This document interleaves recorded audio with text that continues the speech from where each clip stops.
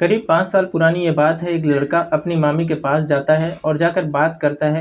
कहता है कि मामी एक बात बताओ, मामा तो रहते हैं सऊदी अरब में और आप यहाँ अकेली रहती हो, क्या कभी तुम्हें मामा की याद नहीं आती?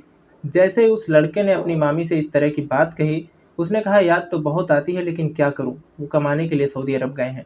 लड़का कहता है कि वैसे भी एक रिश्ता हमारा और तुम्हारा जो ऐसा है कि कहते हैं कि आधी लुगाई होती है मामी। अगर तुम्हें कभी ज़रूरत महसूस हो तो बता देना, मैं आ जाऊँगा।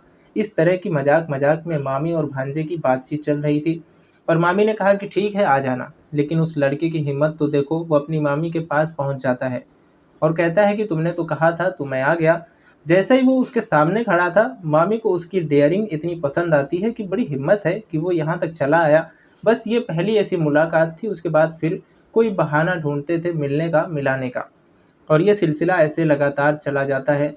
दोनों के फ़ोन पर बहुत सारी बातें होती थीं। जब मौका मिलता था दोनों एक दूसरे से मिलते थे, क्योंकि घर की दूरी महज 50 मीटर के आसपास होती है। मामा कभी सऊदी अरब से आया करता था तो वो आकर चला जाया करता था, लेकिन उसको इस बात की कभी भनक नहीं लग पाई। लेकिन एक दिन मामा ने अपने ही भांजे को अपनी ही पत्नी के साथ आपत्तिजनक स्थिति में देख लिया और यहीं से कुछ बात खराब हो जाती है। आगे बात इतनी खराब हो जाती है कि कत्ल हो जाता है, 2 बच्चे बेसहारा हो जाते हैं और कई घर पूरी तरह से बर्बाद हो जाते हैं।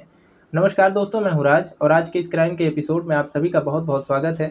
उम्मीद करता हूँ कि आप लोग स्वस्थ होंगे, मस्त होंगे। दोस्तों, ये सच्ची घटना है। उत्तर प्रदेश के जिला बिजनौर से लगभग 20 किलोमीटर दूर एक थाना लगता है कीरतपुर। कीरतपुर का एक जंगल है, यानी कि असगरपुर भगवानपुर के पास एक नदी है, मालन नदी। यही मालन नदी के पास एक किसान अपने खेत में काम कर रहा था। किसान ने एकदम ही 28 अप्रैल 2025 की शाम लगभग 5:30 या 6 बजे के आसपास का वक्त रहा होगा। इस बीच में उस किसान ने 112 नंबर पर कंट्रोल रूम को फ़ोन लगाया और फ़ोन लगाने के बाद कहा कि साहब, मैं अपने खेत में काम कर रहा था, बाइक पर सवार होकर 3 जने आते हैं और 3 जने आने के बाद कुछ देर के बाद पता चलता है कि एक गोली चलती है, फिर दूसरी गोली चलती है, फिर तीसरी गोली चलती है। जैसे ही 3 गोलियाँ चलती हैं, अब उस गोली चलने के बाद वो बाइक सवार जो होते हैं 2, तो वो तो जो है चले जाते हैं, लेकिन एक का पता नहीं था। मैं जब मौके पर वहाँ जाकर देखा तो देखा क्या कि वहाँ पर एक व्यक्ति है जो खून से लथपथ पड़ा हुआ है। चेहरे को ऐसे लग रहा था जैसे किसी ईंट या पत्थर से पूरी तरह से बिगाड़ने की कोशिश की गई हो, जैसे कि उसकी पहचान ना हो। जैसे ही उसकी जो है उस किसान ने कंट्रोल रूम को 112 नंबर पर फ़ोन किया, पुलिस ने इस मामले को गंभीरता से लिया। पुलिस मौके पर आती है और मौके पर आने के बाद देखते हैं कि वहाँ पर वाक़ई लाश पड़ी हुई थी। पुलिस ने उस लाश को कब्ज़े में लिया और कब्ज़े में लेने के बाद अब ये पता करने की कोशिश में जुट जाते हैं कि आखिरकार ये लाश है किसकी। करीब 35 साल के आसपास उस मरने वाली की उम्र होती है। लेकिन यहाँ क्यों आया, किसने मारा, तमाम तरह के सवाल थे और पुलिस इन सवालों का जवाब जानना चाहती थी। एक तरह तो पोस्टमार्टम करने के लिए उस लाश को भेज दिया जाता है, लेकिन पोस्टमार्टम के बाद ये पता चलता है कि ईंट पत्थरों से कुचल कर चेहरे की पहचान ना हो सके, इस जो है इसलिए कोशिश की गई थी। साथ ही पीठ में 2 गोली मारी गई थी, लेकिन तीसरी गोली चलती है, उसके बारे में कुछ ज़्यादा पता नहीं चलता। आखिरकार पुलिस इस मामले की जाँच पड़ताल में जुट जाती है। पुलिस जैसे ही पड़ताल करती है, आसपास के गाँव के बहुत सारे लोगों को बुलाया जाता है। कहा जाता है किसी ने कुछ देखा हो, कुछ भी, तो उसकी जानकारी देने की कष्ट करे। आखिरकार एक गाँव से लोग आते हैं, कहते हैं कि हमने सीसीटीवी में किसी को देखा है। अगर आपके लिए ये सीसीटीवी किसी काम का हो सकता है तो आपको देखना चाहिए।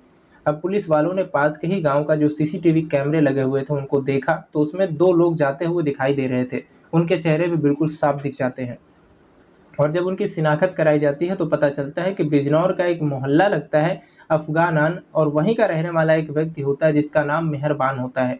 साथ ही एक और व्यक्ति होता है जिसका नाम उमर होता है, जो बाइक पर जा रहे हैं। आखिरकार उनके बारे में पता निकालने की कोशिश की जाती है तो मेहरबान जो होता है वो फेरी लगाता है। दरअसल कपड़े बेचता है और कपड़े बेचकर अपने परिवार का भरण-पोषण करता था। साथ ही जो उमर है वो मेहनत मज़दूरी करके अपने परिवार का भरण-पोषण करता है। आखिरकार पुलिस के लिए अब एक सवाल ये था कि ये जो मरा है वो कौन है? अब ये जानने के लिए बस उनसे पूछताछ करनी ज़रूरी थी। जैसे ही परिवार के लोगों से संपर्क किया जाता है, साथ ही उसके घर वालों से, उसके रिश्तेदारों से संपर्क किया जाता है, तो पुलिस को इन दोनों का, उमर का और मेहरबान का नंबर मिल जाता है। पुलिस ने लोकेशन देखी, लोकेशन देखने के बाद ये पता करने की कोशिश की कि आखिरकार ये कहाँ पर हैं, तो इनकी लोकेशन कीरतपुर के जंगल में मिलती है। पुलिस मौके पर पहुँचती है और जैसे ही पुलिस मौके पर पहुँचती है, तो पुलिस ने उनकी घेराबंदी करना शुरू कर दिया। पुलिस को देखकर ये दोनों भागना शुरू कर देते हैं और इन्हीं में से पुलिस पर एक गोली चलाने लगता है। राहुल सैनी नाम का एक कांस्टेबल होता है, उस कांस्टेबल के हाथ में गोली लग जाती है। अब पुलिस ने जवाबी कार्रवाई में अब गोली जब चलाई, तो चलाने के बाद पता चलता है कि जब जो मेहरबान होता है उसके पैर में गोली लग जाती है, वो गिर जाता है और उमर उसको भागकर पुलिस वाले पकड़ लेते हैं। उनसे पूछा जाता है कि ये मरने वाला कौन था, तो वो तीसरा जो शख्स होता है वो भी उन्हीं के मोहल्ले का होता है, जिसका नाम मोहम्मद फारूक होता है, जिसकी उम्र लगभग 35 साल के आसपास होती है। अफगानान में बिजनौर का निवासी होता है। अब पुलिस ने जैसे ही इस मेहरबान को गिरफ्तार किया, साथ ही जो उसका साथी होता है उमर, उसको भी गिरफ्तार किया। उमर से पूछने की कोशिश की कि कहानी के बारे में तुम क्या जानते हो, पूरी बात बताओ। तो वो कहता है कि मुझे बहुत ज़्यादा कुछ पता नहीं है, जो भी बहुत सारी जानकारी है वो मेहरबान जानता है। पुलिस ने मेहरबान को अपनी कस्टडी में लिया, उससे पूछताछ करने की कोशिश की, तो उसने एक चौंकाने वाली कहानी सुनाई, जिसको सुनकर शायद आप लोग भी हैरान हो जाएंगे, सोचने पर मजबूर हो जाएंगे। दरअसल उसके घर से महज 50 मीटर की दूरी पर उसके मामा का मकान लगता है घर। मामा का नाम है मोहम्मद फारूक, और मोहम्मद फारूक की चचेरी बहन का ये लड़का है जिसका नाम है मेहरबान, उम्र जिसकी लगभग 26 साल के आसपास है। और इसके घर की दूरी लगभग 50 मीटर के आसपास है, यानी कि बहुत पास में है। मोहम्मद फारूक की 7 साल पहले गाजियाबाद की रहने वाली एक लड़की जिसका नाम आमरीन होता है, उससे शादी हो जाती है। शादी के कुछ दिन के बाद ही मोहम्मद फारूक अपनी पैसे कमाने के लिए ये सऊदी अरब चला जाता है, और उसकी जो पत्नी होती है वो घर पर रह जाती है। लेकिन जब वो घर पर रहती है तो इसी बीच में मेहरबान कपड़े की फेरी वेरी लगाकर अपने परिवार का भरण पोषण करता है।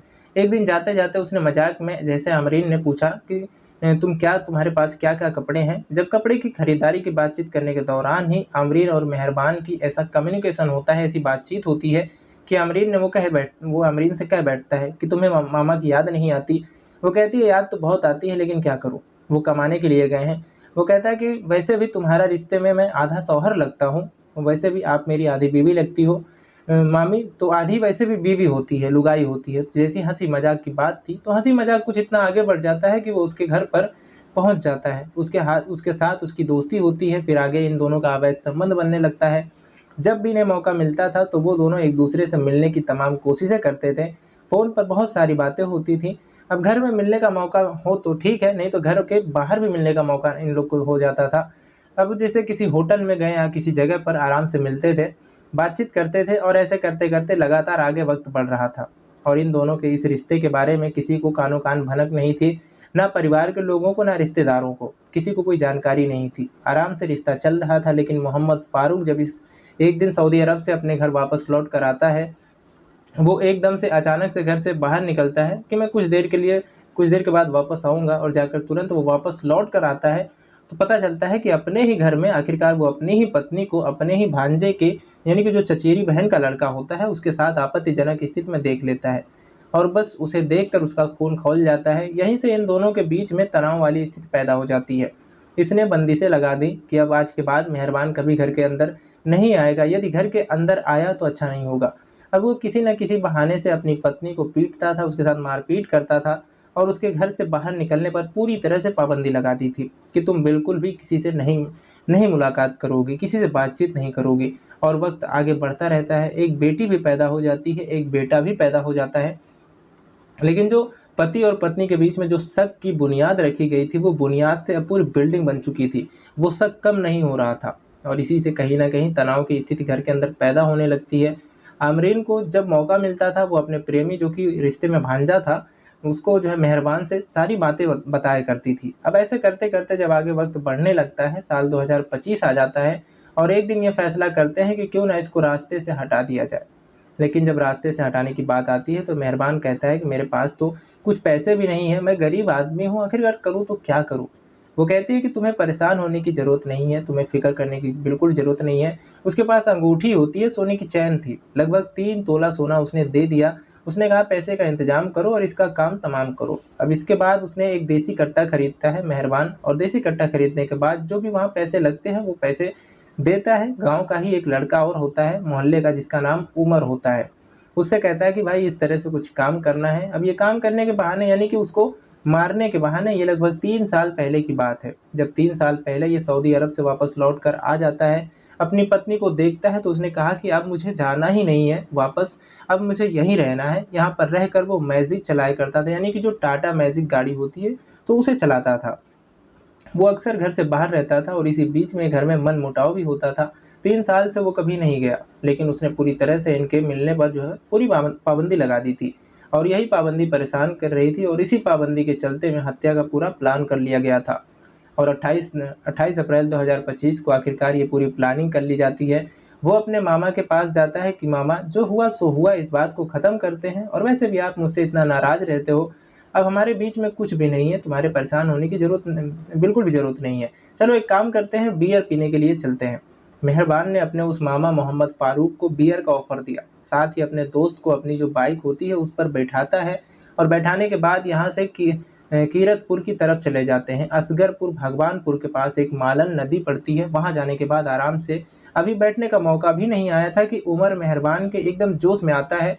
जो देसी कट्टा खरीदा गया था उसने खुद ही गोली चला दी। जैसे ही अपने मामा को वो गोली मारता है, लेकिन गोली लगती नहीं है और गोली उसको छूते हुए निकल जाती है। अब यहीं से इतना घबरा जाता है, डर जाता है कि ये कहीं न कहीं मुझे मार डालेंगे। वो ज़ोर-ज़ोर से चीखता भी है, चिल्लाता भी है, लेकिन आस-पास लोग काम नहीं कर रहे थे या दूर तक आवाज़ पहुँच नहीं पा रही थी। हालाँकि किसानों ने उन्हें जाते हुए ज़रूर देख लिया था।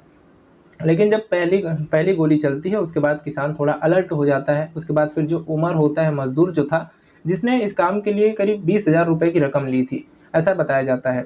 अब उसने तुरंत ही कट्टे को लोड करता है, उसके बाद गोली चलाता है। वो भागने की कोशिश कर रहा था, पीठ में गोली लग जाती है। दोबारा से उस कट्टे को लोड करता है, उसके बाद फिर से एक गोली मारता है, यानी कि 2 गोली मारते हैं, वो ज़मीन पर गिर जाता है और 2 गोली लगने के बाद उसकी मौत हो जाती है। यहीं से कोई पत्थर वगैरह या ईंट ढूँढा जाता है ताकि ये मिल भी जाए अगर किसी को, तो इसकी पहचान, इसके चेहरे की पहचान ना हो सके, शिनाख्त ना हो पाए।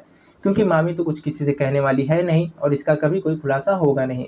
लेकिन उस किसान ने देखा, किसान ने होशियारी से काम लिया, पुलिस को फ़ोन किया, पुलिस मौके पर आती है, दोनों को गिरफ्तार करती है। गिरफ्तार करने के बाद आखिरकार इस पूरे घटनाक्रम का खुलासा हो जाता है और मामी इस पूरे घटनाक्रम में 120 बी की, अब जो बीएनएस की धारा होती है, हो सकता है बदल गई हो, वो पूरी साजिश में शामिल होती है। पुलिस ने इन तीनों को गिरफ्तार कर लिया, जिसमें उसकी मामी, भांजा और जो कि एक 20,000 रुपए में लिया गया था व्यक्ति, उसको गिरफ्तार करने के बाद इनको जेल भेज दिया जाता है। जैसे ही ये आमरीन जेल जाती है, ये बताया जाता है, जेल के सूत्र बताते हैं मीडिया कर्मियों को कि इससे मिलने के लिए उसकी सगी भाभी, इसका भाई जो है वो, और साथ ही इसका खालू यानी कि मौसा, इसे मिलने के लिए आते हैं। ऐसे बात कर रही थी जैसे क्या कुछ हुआ ही नहीं है, हँस-हँस के बातें कर रही है।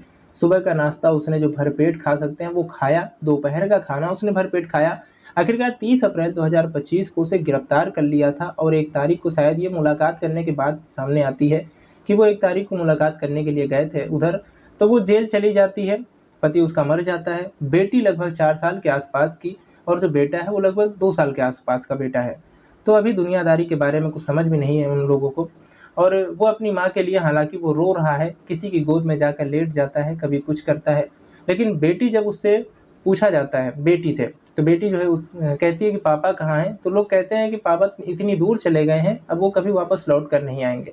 लेकिन माँ के बारे में जब पूछते हैं कि माँ को तो पुलिस लेकर गई है, माँ से तो मुलाकात हो सकती है, माँ से मुलाकात करवा दीजिए। बेटी थोड़ा-थोड़ा समझ रही थी क्योंकि लगभग 4 साल के आस-पास की है, लेकिन बेटी को माँ बिल्कुल भी याद नहीं कर रही थी। माँ को अपनी बेटी की या बेटे की बिल्कुल भी फ़िक्र नहीं थी। अब दोनों बच्चों को जो ज़िंदगी है, वो दादी और दादा के सहारे है, क्योंकि इस परिवार में ये लड़का जो मोहम्मद फ़ारूक है, वो अपने माँ-बाप का इकलौता बेटा है और वो भी मर चुका है। साथ ही उसकी 4 बहनें हैं और उसके माँ और बाप ज़िंदा हैं, जो उस बच्चों को उनकी परवरिश करेंगे। आगे की जो कहानी होती है, ये भी पता चलता है कि हो सकता है कि इन बच्चे भी शायद उस मोहम्मद फ़ारूक के हों या मेहरबान के हों। हालाँकि कभी परिवार ने, किसी ने इस तरह का कोई क्लेम नहीं किया है, लेकिन इस पर भी कई तरह के सवाल खड़े हो रहे हैं। पुलिस कहती है कि अगर इस बात की भी अगर कोई बात होती है, तो हम इसमें कोशिश करेंगे, जो भी आगे कार्रवाई हो सकती है। लेकिन पुलिस ने गिरफ्तार किया और जेल भेज दिया और इस पूरे घटनाक्रम का खुलासा किया, तो लोगों को यकीन नहीं हो रहा था कि रिश्तों को भी लोग कितना बदनाम कर रहे हैं।